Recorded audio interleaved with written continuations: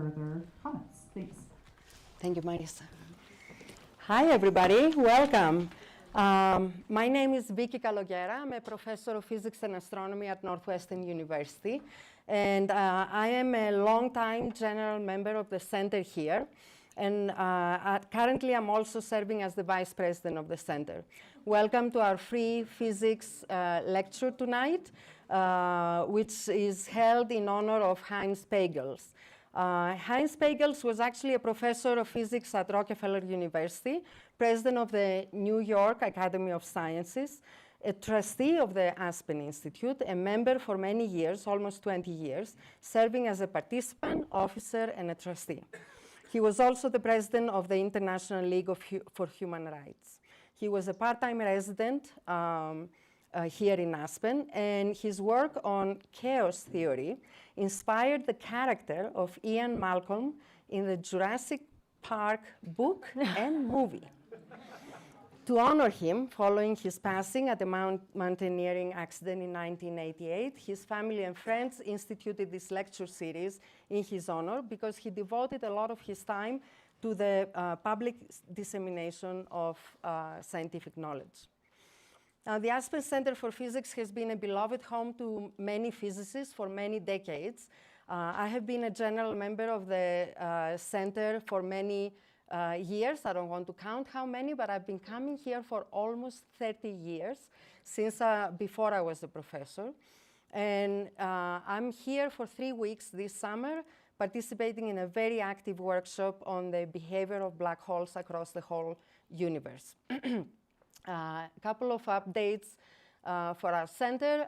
We are packed in July and August especially. We're fully packed, and we have, you may have heard that we have a big initiative for a housing project here at our center.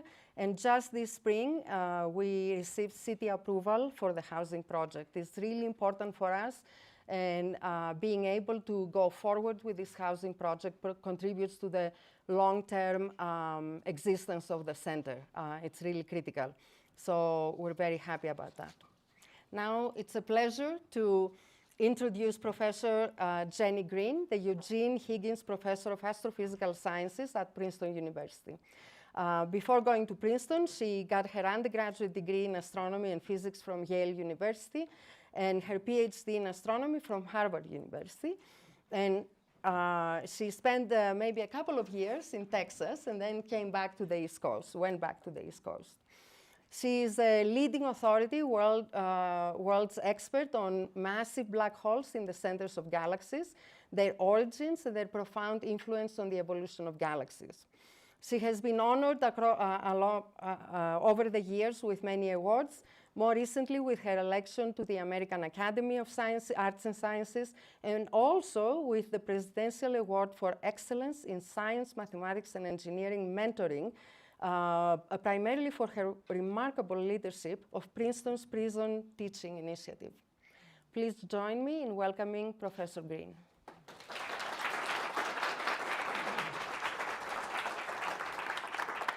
Thank you, Vicki, for the lovely introduction, and thanks to all of you for coming to spend your Wednesday evening with me. I hope we'll have a fun time.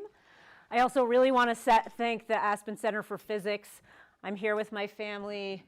We have had such a wonderful time. It is absolutely beautiful here. And I have to particularly thank my daughter, who is sitting through this talk for the second time and has agreed begrudgingly to allow me to use her likeness throughout the talk.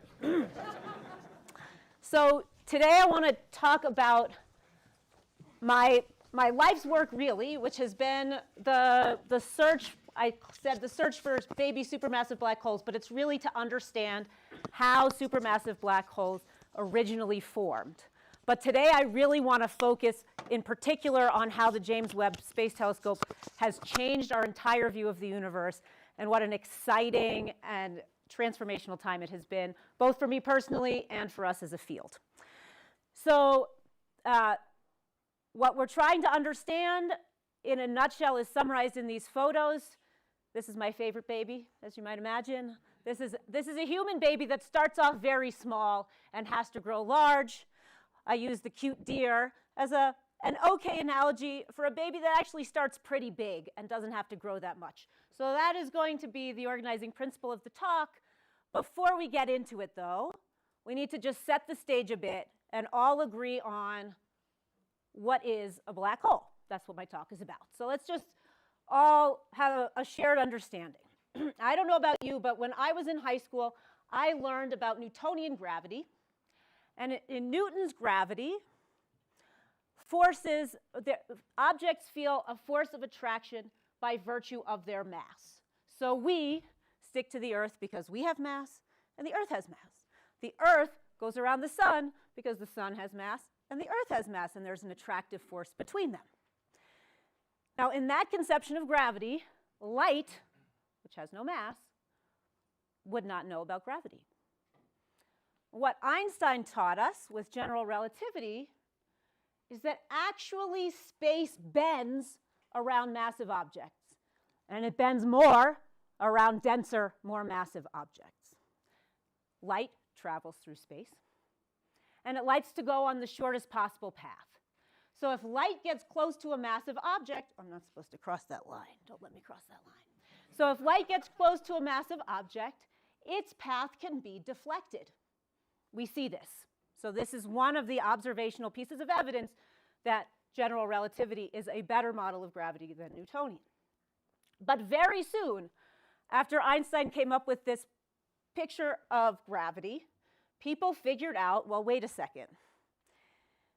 If you can have massive objects change the path of light, then you could imagine having an object with so much mass in such a small space that not even light could escape its gravitational pull. Now, does anything in the universe travel faster than the speed of light?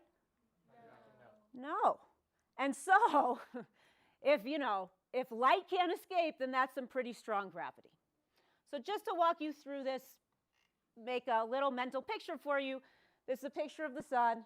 Don't worry, we're not going to get close to the sun. But astronomers have this concept of an escape speed. That is, how fast do I have to move if I want to escape the gravity of an object? So the sun, at its normal size, you'd have to go 620 kilometers per second to get away from the gravity of the sun if you were standing on its surface, which again, we're not going to do. Let's just imagine now, just as a thought experiment, let's just make the sun smaller. Let's make it a quarter of its size. Now it's a lot denser.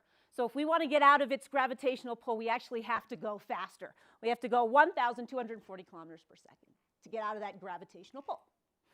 Let's keep going. Let's make it a 16th the size of the sun.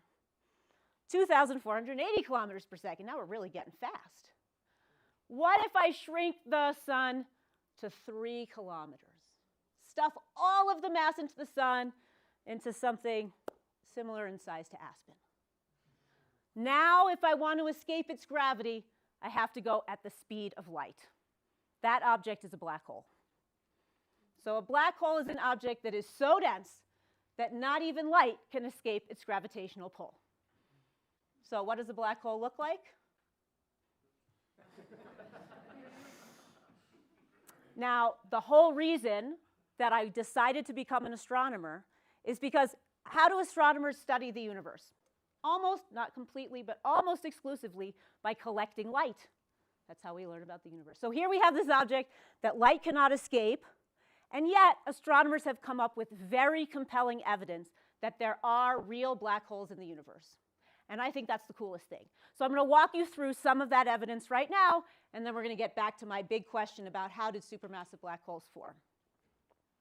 So here's a very short timeline of the sort of random walk that astronomers and physicists took to figure out that there are real black holes in the universe. So of course, we had the theory of relativity and this idea of black holes happening in the teens, 19-teens.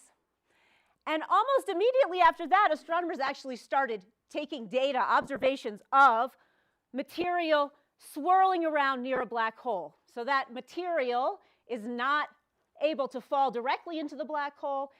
It has energy and angular momentum that it has to dissipate. And so stuff that sits near the black hole actually can heat up and emit light that we can see.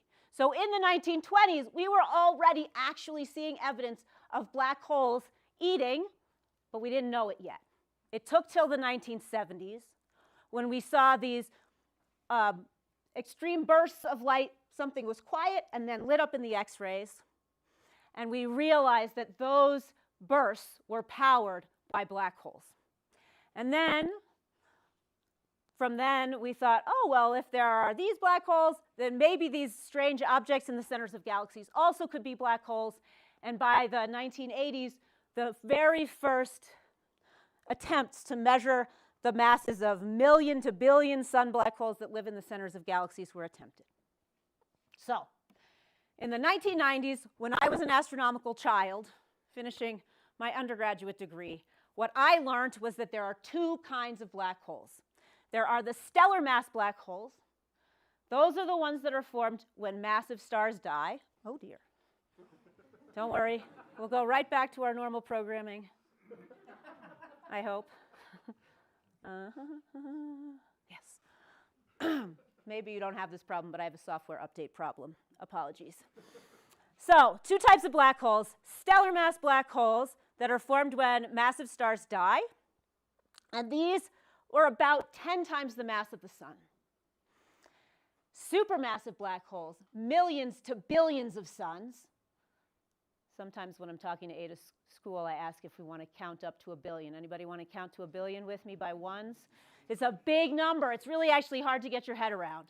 So we knew about these two families of black holes. But to be honest, we did not have super great evidence for the supermassive black holes. We sort of had hints. The really bang-on evidence came from studying the center of our own galaxy, the Milky Way. So right now we're looking into the disk of the Milky Way. Our Milky Way galaxy is a disk. All of that dark stuff, that is not absence of stars. That is gas and dust sitting in the disk of the galaxy that makes it very, very hard to study the very center of our galaxy. But a few intrepid astronomers every single year took pictures of the center of our galaxy to look at individual stars and watch them orbit and see if they could find evidence for the black hole. So this movie starts in 1995, and I can show it to you a couple of times, but what you're seeing are individual stars, and you see 2000, so this is really more than a decade of labor. And every year you take a picture and you see a bunch of dots, and then you come back the next year and you see a bunch of dots, and you have to figure out which is which, and nobody puts that nice star in the middle for you. This is just an incredible effort, and for this work, Andrea Ghez and Reinhard Genzel did get the Nobel Prize. And in fact, Andrea Ghez was part of our program. I got to interact with her last week. So this is my absolute favorite movie in all of astronomy, so let's just watch it one more time. So we have individual stars that we can see complete whole orbits around the black hole at our galactic center, all within the orbit of Pluto, going around, whizzing around at thousands of kilometers per second, which allows us to measure the black hole mass with extreme accuracy and precision. So it is 4 million suns. And actually, these stars get so close to the black hole that we know that there's no plausible alternative, that this is, in fact, an astrophysical supermassive black hole. So that's one definite black hole that we know of. We can actually play the same game for more distant galaxies. That is, look for evidence in how fast the stars are moving at the center of the galaxy that there is a source of gravity, a very, very dense source of gravity right at the center, the black hole that's making the stars go fast. We can't look at individual stars because the galaxies are too far away, at least 1,000 times further. But on average, for pretty nearby galaxies, we can see that the stars are moving faster than they would if the black hole wasn't there. So this is one more movie to give you some intuition for that. We're going to zoom in on this little galaxy M32. And on one side, you're going to see how the stars would move without the black hole, and the other side with. So let's just see that one more time. You can see the difference.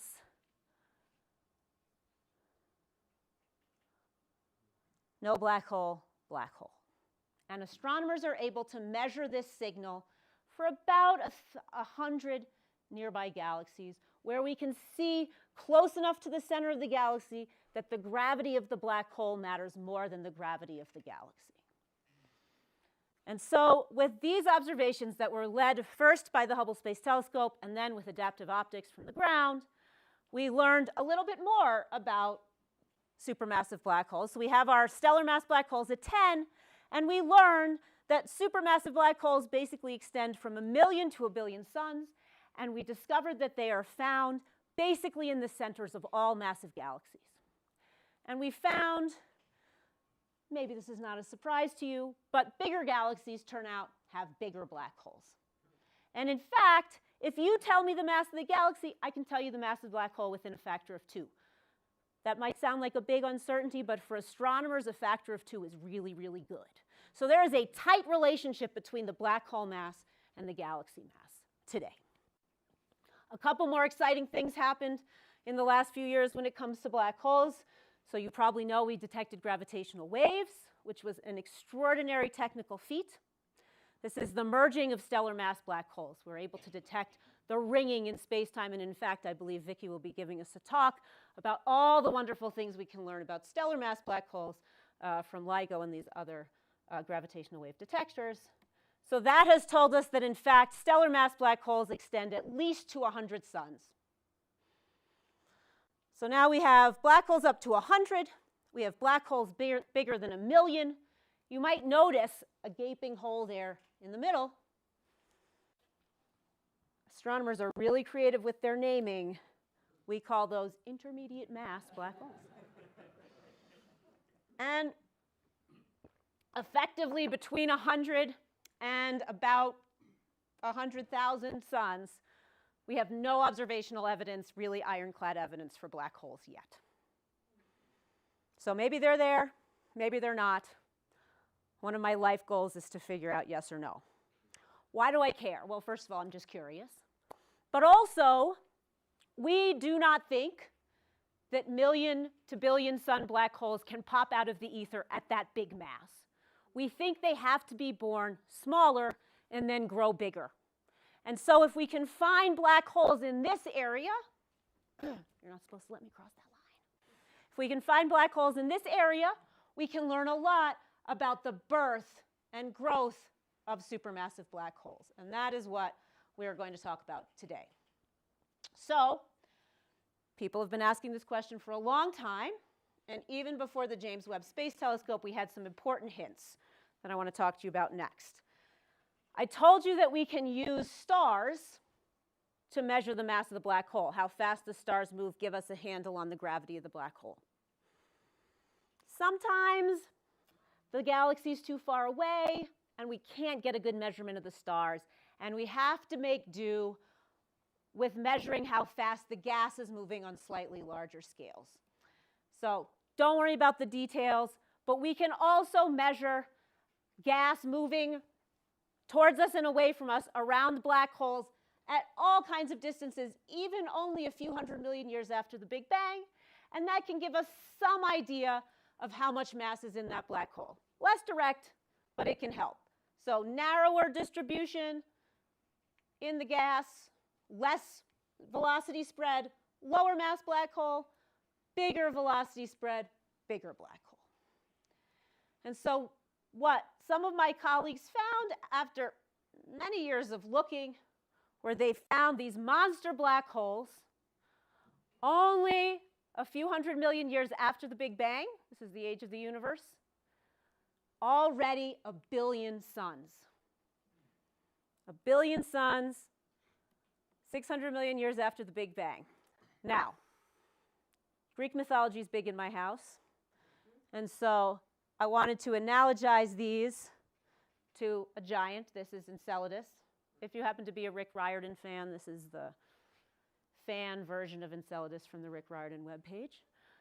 So this is going to be our stand-in for these very massive, very early black holes. So even before JWST, we knew that some black holes had grown all the way to 1 billion suns only a few 100 million years after the Big Bang. but they were very rare. Looking over the entire sky almost, we have only found a couple hundred of these. These are very, very big, very, very rare. So these big monster black holes, some of them were already in place very early in cosmic time. And that leads to kind of a challenge for astronomers, which is how do they grow so big so fast? And this is where we come to this question of how big did the seeds form? What mass were they when they were born? Did they start big, maybe at 10 to the 5, 100,000 suns, and then they don't have to grow that much to get to a billion? Or did they start as a real baby, and then they have to grow extremely fast? Now, I don't know how many of you have ever tried to feed babies, but if you try to force a lot of food down a baby's mouth quickly, a lot of that material comes right back up. And this is exactly our problem with trying to grow black holes starting really small and growing fast. Remember I said that for material to fall into the black hole, that material has to get rid of some of its energy, which it does by radiating light. So all of that light then puts out all that energy into the gas around it, and it gets hard to force feed the black hole. And so astronomers have come up with a few different stories for how the first seeds of these supermassive black holes may have been formed. Our first story was, well, it just happens the way that we know stellar mass black holes form. We know that the death of massive stars leads to black holes. We have very clear evidence for that. So maybe we just made the supermassive black holes the same way. And maybe very early in the universe, maybe we could have made somewhat bigger stars early on. So maybe we can make these seed black holes as big as 100 suns. That's still a long way from a billion. We're not going to count it, but you know, it's a long way. And so to force feed it, you really have to eat continuously over that entire 600 million years that you have. So we came up with these other stories that we could make the black holes bigger. Maybe you could get a gas cloud to directly collapse right into a black hole, maybe 10,000, 100,000 suns. Or maybe you could make a really dense collection of stars, and a bunch of those stars would merge together, and that could form maybe 1,000, 10,000 sun black hole seed. And in fact, a bunch of people at my conference are experts in making black holes this way. So we call these light seeds, like human babies, and we call these heavy seeds like deer babies, okay? Now, this is where we're stuck. It's hard theoretically for us to start small and grow fast, but it's also really hard theoretically for us to make such a big seed black hole. And so we really don't know which of these pictures is right. What would be very helpful for us if we could find some black holes here? You know, 10,000, 100,000, even 1 million sun black holes growing just a few 100 million years after the Big Bang. And before the James Webb Space Telescope, we just didn't have telescopes powerful enough to attempt that. And this is where James Webb really comes into the story. This is our 6.5-meter gold-plated telescope in space. And it is powerful enough that we may be able to actually take a baby picture of a supermassive black hole. So, what's so great about the James Webb Space Telescope? It is optimized to observe infrared light. Why infrared light? Well, you may know that the universe is expanding. And as the universe expands, the light that is traveling through the universe gets stretched out. So if it starts as optical light, it gets stretched out, the wavelength's going to get longer, and we're going to see infrared light at our telescope. So if we want to study the first galaxies and the first black holes, we need a telescope optimized for the infrared, and that's what James Webb does. Also, you may have heard of the Hubble Space Telescope as well. James Webb is much bigger, which means it's much more powerful for detecting faint things like baby black holes. Just to give you a sense, this is the James Webb mirror in the lab. And here's the whole thing. This is a model, but just to give you a sense of scale. This is a big thing. And you know that they folded up the mirror and stuffed it into a rocket. And thank goodness, when it got to position and unfolded, everything worked the way it was supposed to. Would have been bad news for us if it hadn't. Works better than expected, was launched December 25th, 2021. We like to say it was a Christmas present for astronomers. And thankfully, it worked great. So again, before James Webb, all we knew about were these billion solar mass Enceladus super giant black holes. Instantly, James Webb turned on, and we started seeing the evidence through these fast-moving gas clouds for lots and lots more black holes, way more than we knew about before James Webb. And interestingly, in these first couple years, most of the black holes that James Webb have found have lived here. They're 1 million to 10 million suns, but they seem to be really big compared to their galaxy. So that's been a really interesting challenge. And the only way we could imagine making the black holes so big compared to their galaxies is to make the seeds really heavy. And so we thought, okay, this really must prefer this channel where the black holes form at 10,000, 100,000 suns. But I'm hoping that we can also ask whether there are any black holes that live here. And now is where I get into my own observations. This all started for me, I guess, almost 4 years ago with this program called Uncover. This was the first cycle of observations with the James Webb Space Telescope, led by my friends and colleagues Rachel Bezanson and Ivo Labe. We took pictures with James Webb, then we picked our favorite objects, and we went back and we got spectroscopy, where we spread out the light and we could learn more about the physics of the galaxies we observed. And this is the image. In the foreground, you see these whitish galaxies. They all live in a giant dark matter halo called a galaxy cluster. And all those red little dots sit way back early in cosmic time. And you know how we talked about how gravity bends light? This big dark matter halo is a great source of gravity. And it actually magnifies the light from the galaxies that sit behind it. And so we get a sharper and brighter view of those galaxies than we would if we just looked at a blank piece of sky. So this gives us an excellent magnifying glass view of these galaxies that were forming really soon after the Big Bang. And right away, very first object that we studied was the picture that is on our promotional materials for the talk tonight, and is an example of this new kind of object that we have discovered with James Webb. As you can see, they are very little. This is actually 3 pictures of the same object. Sometimes gravitational lensing, this dark matter halo sitting in the foreground, is magnifying and actually making multiple images of this exotic object. As you can see, it's little and red. Again, astronomers are very creative with our naming. We call them little red dots. Show of hands, has someone read some popular literature about little red dots in the last couple years? I'm just curious. Mostly not? So I get to be your first introduction. So what's really exciting to astronomers about these objects is that we've never seen anything like it before. First time in my career where we are observing a type of object that we cannot easily explain by analogy with things we have already observed before. So that's really exciting. So I'm going to show you the astronomer version of what the little red dots look like.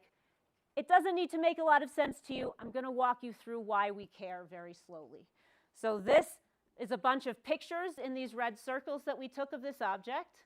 And the black line is what I was saying is the spectrum. So that's what it looks like. So what's the big deal? Well, 2 things. First of all, these little red dots that are small and red. Remember I told you that before James Webb, we knew of just a couple hundred of these black holes within the first few 100 million years after the Big Bang? These little red dots are 100 times more common. So every time James Webb takes a picture of the sky, you see 4 or 5 little red dots. They're everywhere. We can't escape them. So that's one reason we care about them. The other reason is, like I said, we've never seen an object that looks like this before. Now, each piece of the spectrum looks like a kind of object that we've seen before. But put together, we've never seen anything like it. And so I analogized the little red dots to another Greek mythological creature, the Sphinx, which has the body of a lion, the wings of an eagle, and the face of a beautiful woman. Now, everybody looks at these objects and sees a thing that they love to study. So if you look over here in the ultraviolet part of the little red dot spectrum, it actually just looks like young stars. So people who study galaxies full of young stars, they said, oh, the little red dots, they're probably young galaxies. But if you look here in the middle, we see this feature here. We don't have to worry about the details, but this looks just like old stars. And so people who love to study old galaxies said, oh my goodness, these are really massive old galaxies, only a few hundred million years after the Big Bang. There's way too many stars in the universe. Cold dark matter is broken. That actually happened with the first little red dot observations. And then over here, this reddest part of the spectrum looks like a growing black hole. So people like me who love to study black holes, this is of course why the beautiful lady is the black hole. I said, oh, little red dots are clearly growing black holes. And everybody had their own idea. All of these have problems. If you think the little red dots are powered by young stars, then there are so many of these little red dots that you have to conclude that a large fraction of all the stars in the universe were formed in the first billion years of cosmic time, which we know from lots of other things is not true. So that's hard. If you're one of the people who thinks that the little red dots are probably old stars, then what you end up doing is putting a lot of mass in a tiny, tiny space. Remember, they're compact. That's one of the things that stood out.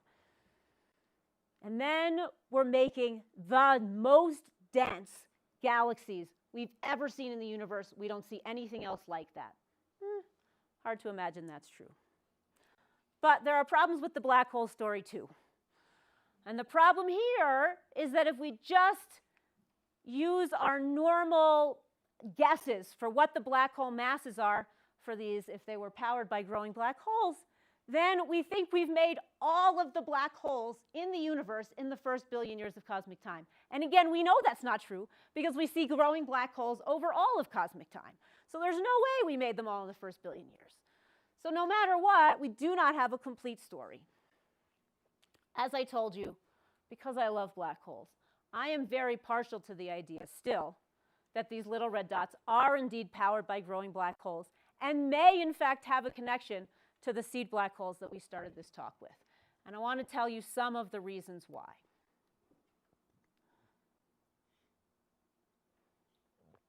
So, first of all, remember I said they were very compact. That means these things are making a lot of power in a tiny space. Black holes are really good at that, remember? There's so much mass in such a small space, not even light can escape. So black holes are really good at being powerful and compact. So check. We also see gas moving very, very fast in the vicinity of these little red dots, which we interpret to mean that it's moving in the potential of this black hole. It's this deep, deep gravity that's making the gas move fast, just like that star movie that I showed you earlier. So those, I think, are the two strongest arguments so far. But it is true that we still do not have a complete picture that can explain all of the observations of the little red dots. So I want to zoom in just a little bit in the last few minutes before we go to questions on this question of the fast-moving gas and how big are the black holes that I think are powering the little red dots. So how massive are these things? And I wanted to zoom in here because we're never going to understand these objects until we can understand their mass. As I told you, our whole goal is to understand how many black holes there are at different masses and how they grew. But there's a particularly exciting moment because there's a real disagreement amongst different astronomers. So if you were to read the papers that we all have published about these little red dots, we say that their black hole masses are around here. So not quite as big as these Enceladus black holes, but maybe 10 to 100 million suns. That's still pretty big. We're not going to count to 10 million either tonight. So that's what we have all published. However, it kind of doesn't work out. And so while my competitors say that these black holes are right, they say that the black holes really are that big, I'm actually skeptical for 3 reasons. But I'm not going to give you the best possible arguments. These are all indirect arguments, but I think they're all important. So, reason 1, we can actually look at how galaxies are distributed relative to each other in the sky, and that gives us some handle on how big they are. Why? Because this is a map of galaxies nearby to us in the universe, and you can see there's a lot of structure. There's some regions of the universe that are totally empty, and then some regions, these red regions mean tons and tons of galaxies live there, all clustered up together. And it turns out that the biggest galaxies live in these red regions. Big galaxies really like to have lots of friends over. Little galaxies are way more distributed everywhere.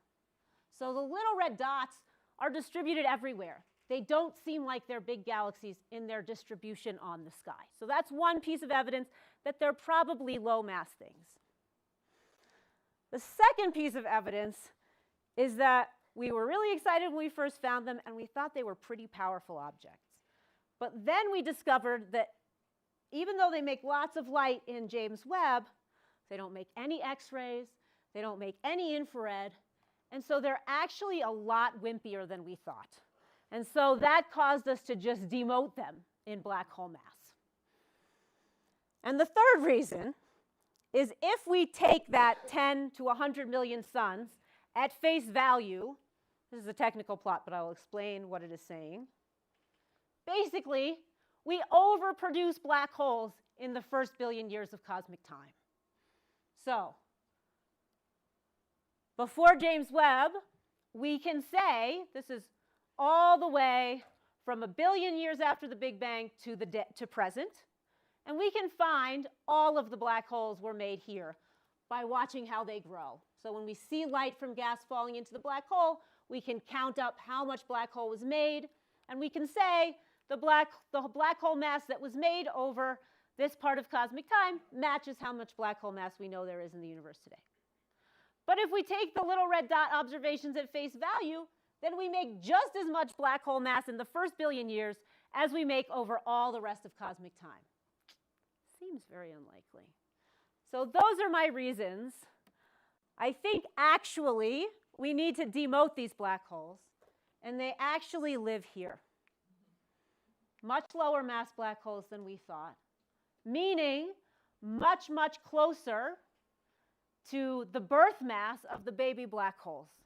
So I do think that these little red dots may actually fill in this exact part of this diagram that I wanted to find.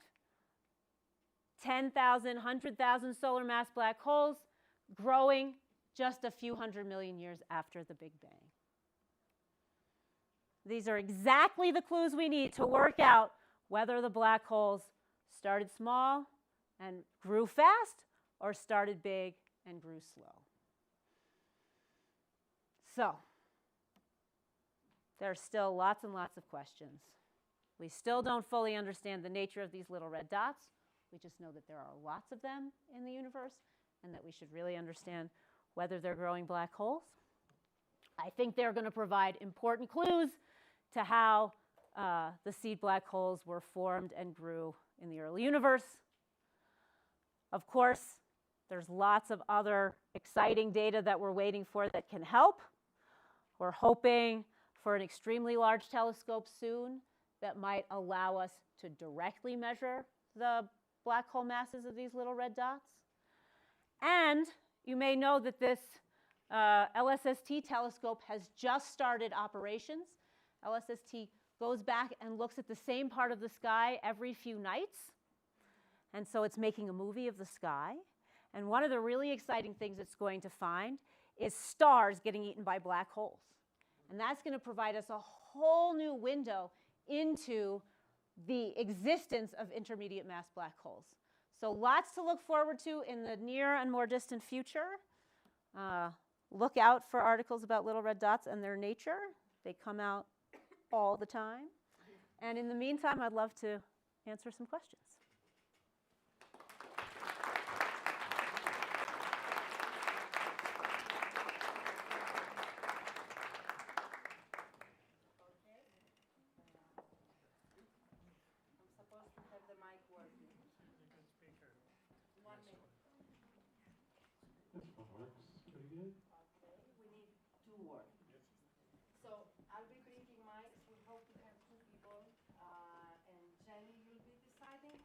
Well, since you're on that side, why don't we start on that side? I recently heard of a theory that postulates that there's not a massive black hole in the center of our galaxy, but in fact it's a mass of dark matter. Are you familiar with that theory and your comments? I'm not familiar with the specific theory. The question was, is it possible that what we see as the signal of a black hole could actually instead be dark matter? As I said, the orbits already that we have measured get very close to the black hole. In addition, I didn't talk about this, but we do in fact have a picture of the event horizon from the Event Horizon Telescope. And these pieces of evidence together provide very, very strong evidence that there is, in fact, this event horizon, which is where the light can no longer escape the gravitational pull. Singularity. Right, exactly. Okay. We take maybe another one on this side. Sure. I saw a hand. Okay. Hi. So I'm going to ask a basic question. I'm sorry, but I love basic questions. I understand why black holes are called black, but why are they called holes? Because they're not holes. So, I love to call my husband in these situations. He always asks me what happens inside the event horizon. And astronomers call this a singularity, or physicists, because we actually don't have a physical model for what happens inside. So if you want to hear about possibilities like wormholes and things like that, you got to go to a different talk. But for me, it's the event horizon and the gravity outside the black hole. Do we have a mic? Not yet, but... Do you want to try we'll stick to this side for now, but we have plenty of time. I'm wondering, how come we never saw these before? Did the Hubble telescope ever, like now you know where they are, can you go back to the Hubble and say, oh, look, it was there. Super amazing question. The question is, why didn't we see the little red dots before? So, we detected many of them, but with James Webb, a few things changed that allowed us to identify them as for what they were. First of all, our workhorse instrument is called NIRCam, so it takes infrared pictures of the sky out to 4 microns. And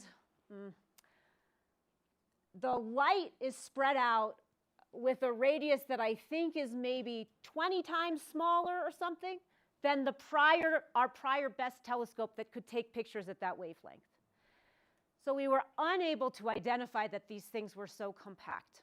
Could not do it. So even though some of them are bright enough that we had detected them before, both with Hubble and with Spitzer, which was our infrared telescope, we could not identify what they were until we had both the incredible spatial distribution that James Webb provides and the wide wavelength coverage. So we needed all of those different wavelengths of light to fill in the picture. In fact, there are also a very small number of little red dots known at the present day universe, and those also we had a lot of information for.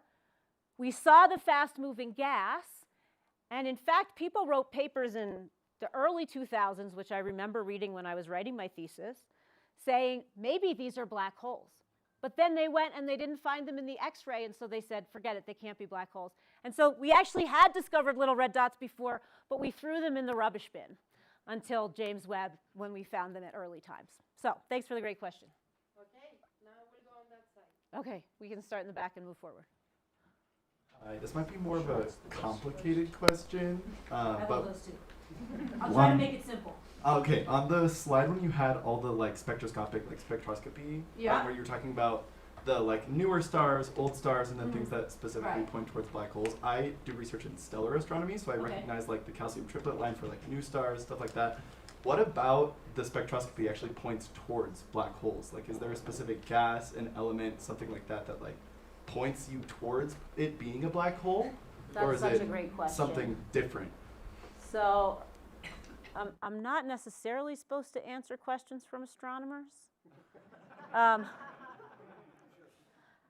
But let me try to say in very general terms, there are now a bunch of reasons why we think that all of the light on the red side, so the right-hand side of this spectrum, all very likely comes from gas sitting right very close to the little red dot. I'm going to say it's a black hole. As I said, we don't have slam dunk evidence for that yet, but let's just say there's a black hole. So this feature I said looked like old stars. It turns out that we have some objects with such an extreme jump here that you cannot match it with any star that we've ever observed, period. And so we actually think that all of these features are, in fact, from gas sitting very near to the little red dot. Maybe we'll have one. The supermassive black holes, which we believe take a while to evolve, but they're showing a redshift that shows that they can't, if you believe the universe is 13.5 billion years old, that they must be very young. That seems like the one of many epicycles that calls into question whether the Big Bang itself happened or happened when we think it did. Could you comment on that? I could. Let me just make sure I understand. So the question is, the fact that we see billion sun black holes so soon after the Big Bang, does that give us some doubt about the Big Bang? So we just did general exams for our students, and we make them give the elevator pitch for why we believe there was a hot Big Bang. Very little is going to cause me to doubt that there was a hot Big Bang, because we see the leftover light from it in the cosmic microwave background, because we see that the universe is expanding even today. All galaxies are moving apart from each other. And if you just cycle that back, you get yourself to a singularity at the beginning. And because if you work through the math of how the universe cooled with time, you get exactly the distribution of elements that we observe. So that's the elevator pitch that I need my students to be able to do before they can start their thesis. And this is why the thing is, astronomers often observe things that they can't understand. And sometimes it's because they don't understand their instrument, and sometimes it's because stars and gas and dust do weird stuff. It's rarely because our cosmological model is totally wrong. So we gotta make sure we can retire all those other things with the gas and the dust and the gravity before we try to touch the cosmological model.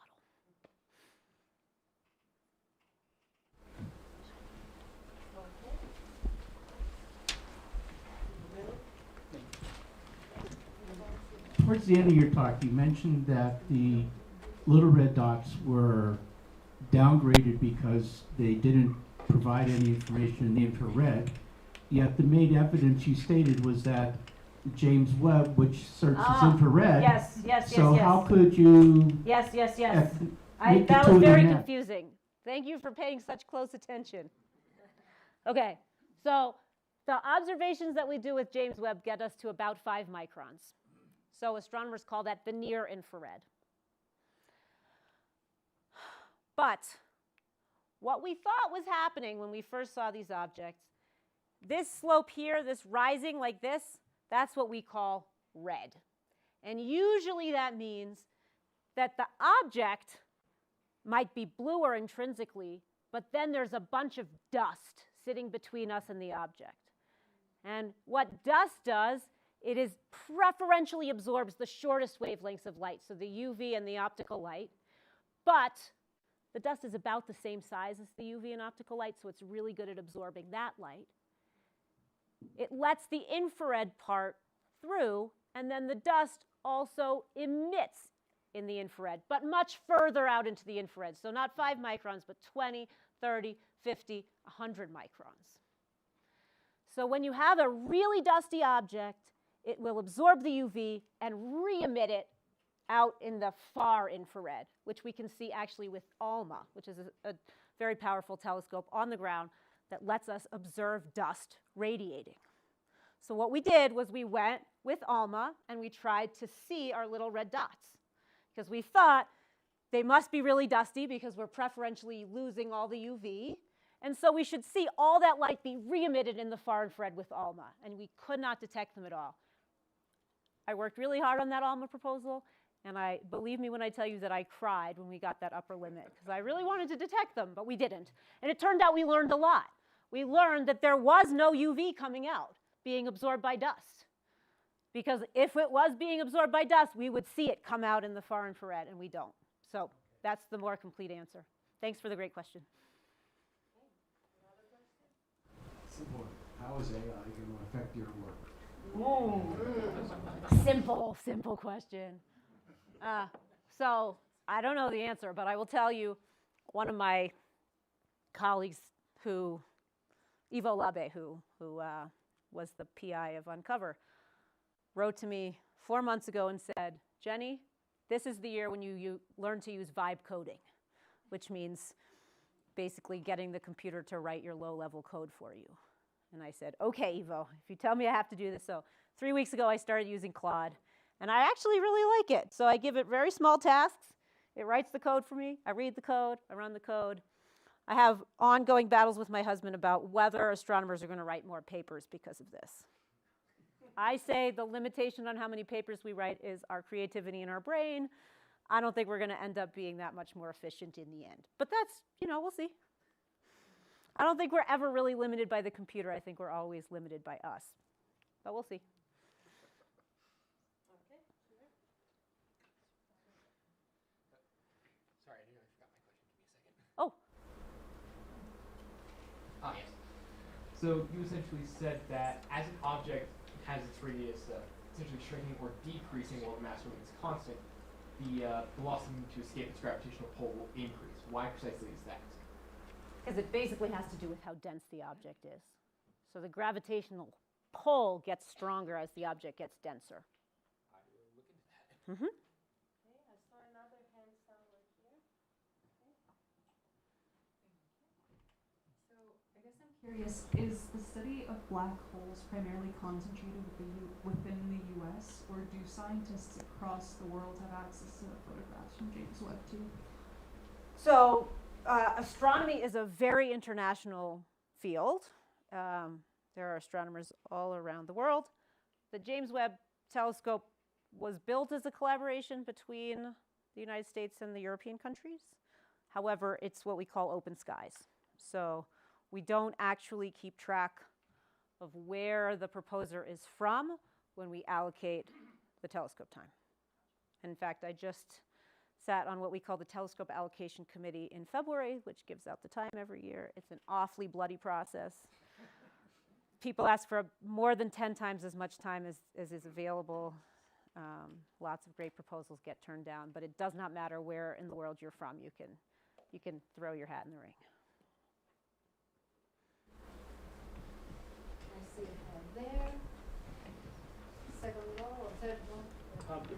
I'm a little confused. So the denser things are, the more gravitational pull. Is that what you're? The faster you have to So move to if escape. you have a bowling ball, and then you have a golf ball, and they weigh the same, the golf ball's denser. Does the golf ball fall quicker to the Earth? No, this is about how fast you have to move to escape the gravitational pull. Those things are moving in the gravity of the Earth, which is not getting denser. So density doesn't affect gravity? Well, I'm a little, in other words, the Earth is one mass, and the bowling ball is another mass. right. And the So golf the ball is acceleration denser. the acceleration of gravity due to the Earth is not going to change for those two objects. So their acceleration will always be the acceleration, g. And what if But the- it what would if the change if Earth- you shrunk the Earth. Why Then is- the acceleration would get Why is higher. it one thing for the Earth and different for the bowling ball? They're both masses. Oh, because we're totally dominated by the mass of the Earth, right? So you couldn't, okay. So it's that you can't measure it, or it's not real? We can talk more about it offline. I seem to be confusing people. Okay.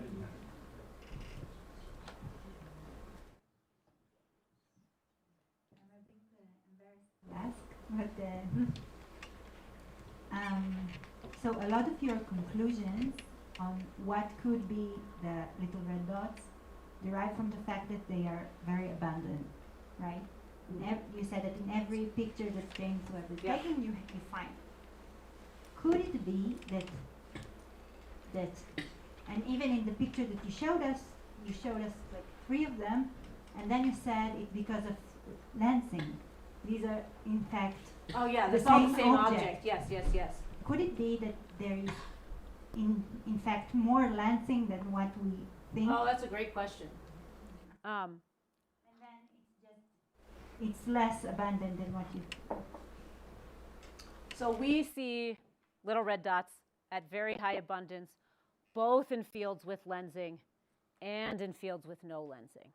How do you know that there is no lensing there? So, you know, it's a great question because with those monster UV selected, the pre-James Webb black holes that I showed, people worried a lot about whether they were really that luminous or whether they were boosted by lensing. And so what you can do is you can look for evidence that they might be lensed and, you know, maybe small distortions of the light and things like that, and convince yourself that mostly they're not lensed. So we have some that we know are strongly lensed because we can make a model of the gravity of the cluster, and we can predict exactly where each image will show up from that model. So that gives us strong confidence that they're lensed. It gives us a fair amount of confidence about how much they're lensed, so we can try to infer their real properties. And then we can be fairly confident for most of the objects that lensing is not playing a strong role. I think that's... We'll take one last question, and then we'll close. Are these little red dots in certain places in galaxies or distributed randomly? So what we see is this compact thing. It's hard for us to see the galaxy around them. But that's just probably a limitation that we can't go deep enough to see the galaxy. We just see the growing black hole. So we think they live inside of a galaxy. That's what we think. But we don't have great evidence for the properties of those galaxies. Often when I give these talks, people ask which comes first, the black hole or the galaxy.